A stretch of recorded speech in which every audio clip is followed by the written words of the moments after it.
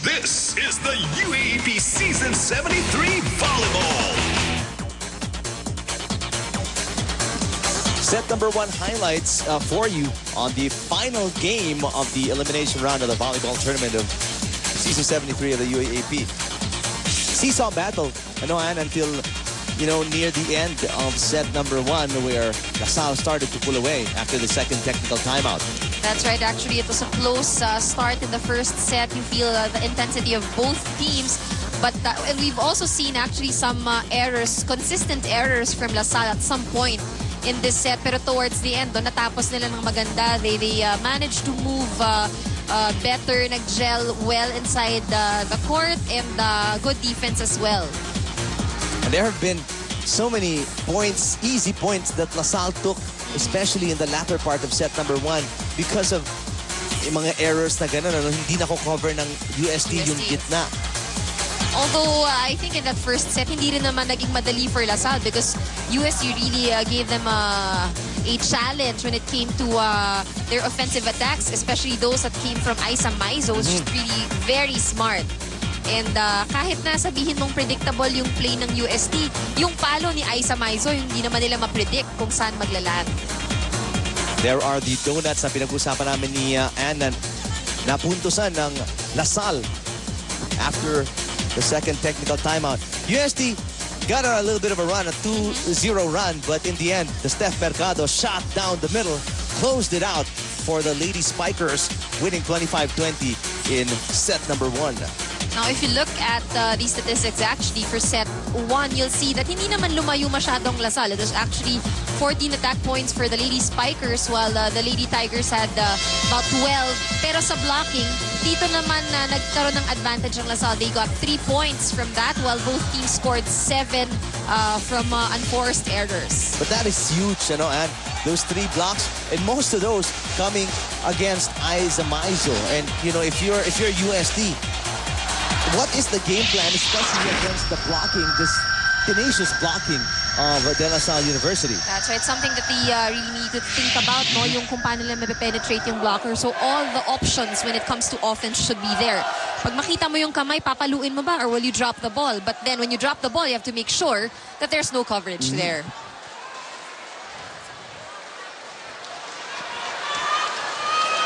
Rhea Di Maculangan has been the long-time setter of UST. Of course, Di Maculangan a very big advantage for UST, being one of the tallest setters that you'll find actually here in the UAAP dahil hindi siya nalalamangan when it comes to blocking. Her position is critical because she blocks the outside hitter of the opponent.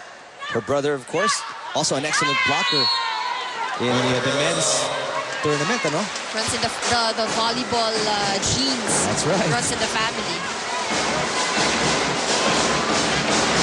Speaking of the men's coverage, if I'm not mistaken, the Final Four will be covered starting Wednesday. It's also going to be very exciting. Oh, something to look forward to. Of course, the dynamics of the men's game is different. Totally different from women's. So, mas mabilis yung pace ng game.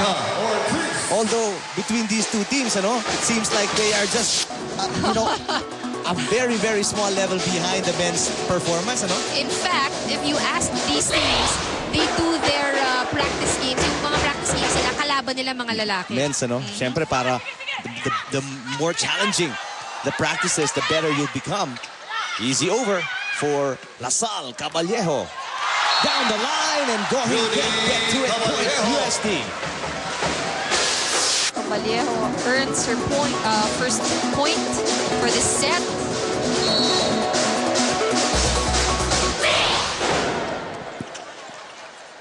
Underhand set by Esperanza. Alarca. And again, there is that hole in the middle that Coach Shank has been wanting to plug since set number 1. That's right. And also notice that a while ago, Maan was saying in her report that they have that option of Maizo playing the middle attacker. And I think that yun na yung ginagamit nila na rotation ngayon. Espirito came in. Maizo now plays the middle attacker position. Let's see if that's gonna better the offense of LaSalle's Espiritu with a horrible error in the open spiker position there. LaSalle up by 1, 3-2 as we listen in to Steph C. Entering this season with confidence, the DLSU Lady Archers are now looking forward to win all the way as they reach for the crown. So for this game, and specifically this set, the team will show how hungry they are to conquer all their matches by executing properly, playing smart, and making good adjustments inside the court. Coach Ramil further instructed the girls to maintain their composure as well as to watch out for UST's blocking and to concentrate on players like Maizo. Aside from that, he also expects the team to play with confidence but not overconfidence. He emphasized the need for them to use their heads in the game as he said to them, "Kung nasa side natin yung bola, huwag kayo magmadali."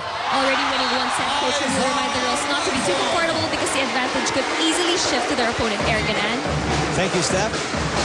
Just reminders to never be overconfident, especially against a team like UST. The defending champions still are very, very dangerous. They are. There you see Maizo getting that point from the middle. 3-all. Set number 2. Cha Cruz blocked by Banatikla. Gumabaw plays center. Maraño hits it.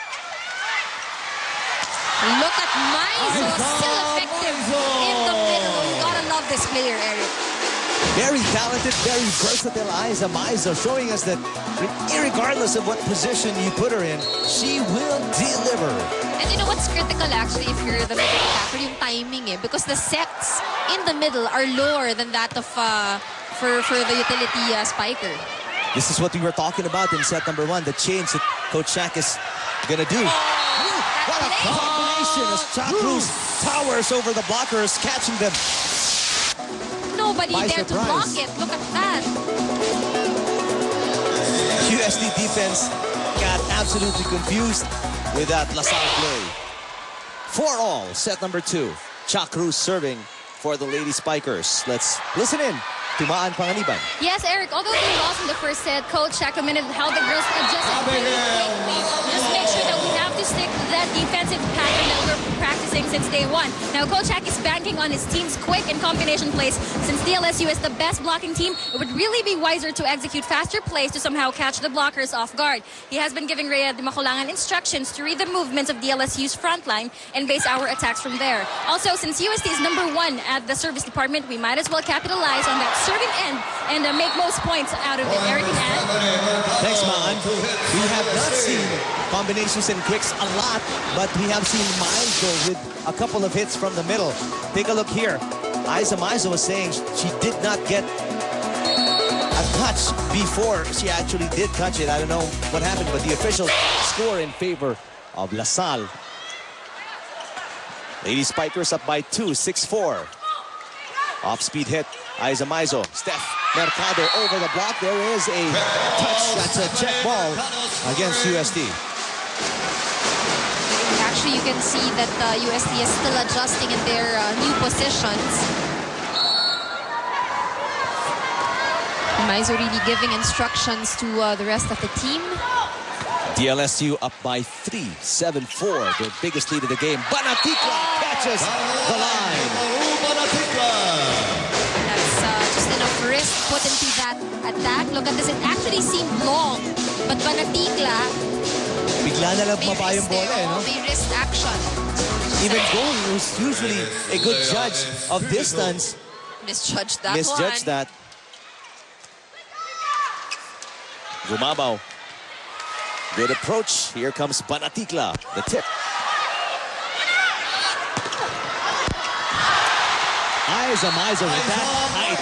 She didn't need to jump that high on the second attempt. Very talented, and what you just need really is presence of mind. In that case, look at Aiza Maizo. Really going for it. What an advantage it is. Aiza Maizo with that height. Here comes Maraño, blocked, but Aiza Maizo to the defense out of UST's playing court. 8-6. LaSalle lamang ng dalawa here in set number 2.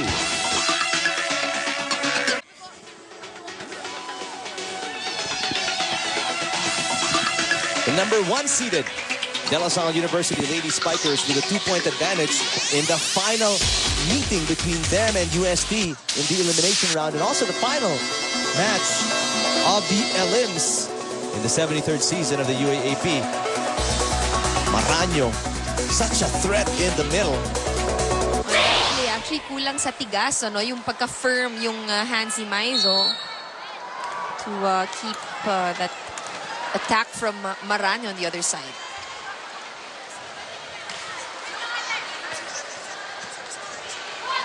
Banatikla. Excellent dig by Gohing. Steph Mercado. Oh, nice play. Maizo fooled everyone on the LaSalle side. Thinking she was going to bring down the hammer.